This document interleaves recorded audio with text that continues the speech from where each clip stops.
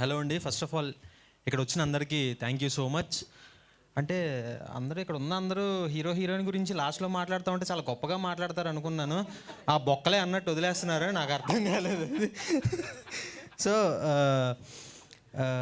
ఈ ఈ ప్రాజెక్ట్కి నేను ముగ్గురికి థ్యాంక్స్ చెప్పాలండి. ఒకటి మా హరీష్ అన్న ప్రొడ్యూసర్, రెండు సాయి అన్న, నితిన్ అన్న, థర్డ్ ఈ ప్రాజెక్ట్ ఇంకా రావడానికి ఇన్ఫినిటమ్ ఎస్డి సార్ కానీ వ్యాండీ మ్యామ్ వాళ్ళ సపోర్ట్ కూడా చాలా ఉందండి. ఈ ముగ్గురు కనుక లేకపోయిన ఉంటే ఇంత మంచి ప్రాజెక్ట్ చేసేవాళ్ళమే కాదు. అండ్ వినోద్, నీ గురించి లాస్ట్లో చెప్తానులే. సో నితిన్ అన్న అన్నట్టు ఇప్పటివరకు యూట్యూబ్లో చేసాం, రిలీజ్ అయ్యే వరకు ఆ కంగారు నాకు కూడా ఉన్నది.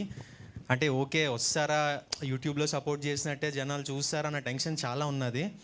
రిలీజ్ అయిన ఒక 1-2 డేస్కి కూడా నేను ఆ ట్రాన్స్లోనే ఉన్నా.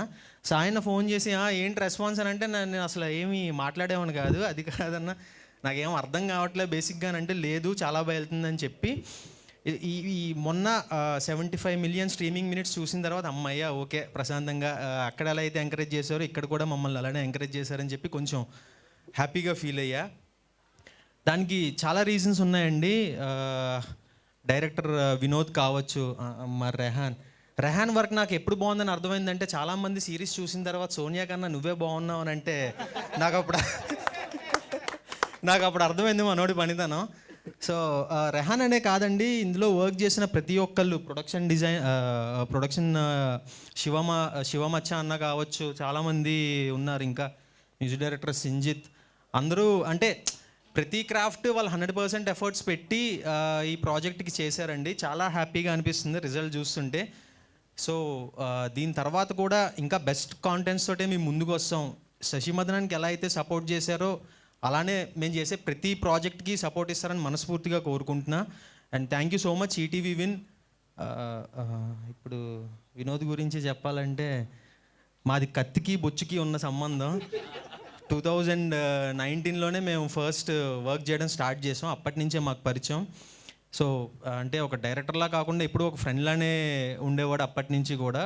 సో ఆ బాండ్ ఉండటం వల్ల సెట్స్ మీద కూడా ఇంకా ఫ్రీగా మాకు చాలా బాగా జరిగింది. షూటింగ్ కానివచ్చు, అది కానివచ్చు. అండ్ అశోక్ చంద్ర గారు, మా అన్నయ్యగా చేసిన కేశవ్ దీపక్ గారు, నాకు ఎప్పటికీ గుర్తుందన్న, కలిసిన ఫస్ట్ టైము ఇతనే నీకు బ్రదర్ క్యారెక్టర్ చేస్తున్నారని చెప్పిన తర్వాత ఆయన నన్ను పక్కకు తీసుకెళ్ళి ఒక క్వశ్చన్ అడిగారండి. ఎప్పటికీ నాకు అది అలా తిరుగుతూనే ఉంటుంది. నీతో సీరియస్గా మాట్లాడాలంటే ఏదో నేను ఎప్పుడు ఏమి అల్లరి పని చేసి నీ దగ్గర అని భయం వేసింది. కుర్చీ అలా వేసి వాట్ ఈస్ మదన్స్ సైకి అని అడిగారు. ఫస్ట్ నాకు ఆన్సర్ చెప్పాలంటే నాకు అర్థం కాలే ఏం చెప్పాలన్నది. ఆ తర్వాత ఓకే ఆయన ఏం అడుగుతున్నారన్నది అర్థం చేసుకొని చెప్పాను. అన్న థ్యాంక్ యూ సో మచ్. నిజంగానే మీ అన్నయ్య అని అడుగుతున్నారు చాలామంది. అంటే నార్మల్ క్యారెక్టర్ హీరో అంటే క్యారెక్టర్ ఆర్క్ ఉంటుంది. థియేటర్ బ్యాక్గ్రౌండ్ నుంచి వచ్చాం కాబట్టి పాపం అడిగాను నిన్ను. సీరియస్ యాక్టర్గా అనిపించారు, ఇలా జోవెల్గా ఉంటాడు అనుకోలేదు. మదన్ క్యారెక్టర్ ఏంటి, క్యారెక్టర్ ఆర్ట్స్ ఏంటి? ఎందుకంటే నేను స్క్రిప్ట్ ఏం అడగలేదండి హరీష్ని, ఫోన్ చేయగానే ఎస్ వచ్చేస్తుంది, దానికి ఏం లేదు. మన కో యాక్టర్స్ నుంచి తెలుసుకోవాలనే ఉత్సాహం అంతే. Not to discourage you, but phenomenal actor. Thanks అన్న.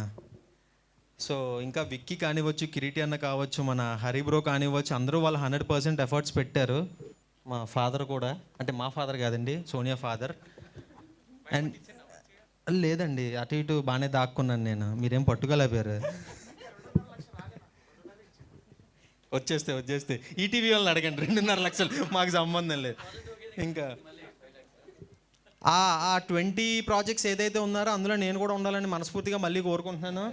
దానికి ఏదో ఒకటి చెప్పండి, మరి నెక్స్ట్ స్క్రిప్ట్ పట్టుకొని వస్తాం. అండ్ మా ఎడిటర్ గారు, అసలు అందరూ వాళ్ళ 100% ఎఫర్ట్స్ పెట్టారు. ఇంకా సోనియా గురించి అంటే పర్టికులర్గా మాట్లాడాల్సిన అవసరం లేదు, మీ అందరికీ తెలిసిందే. మాట్లాడొచ్చు కదా. అయితే నాకు తెలీదండి.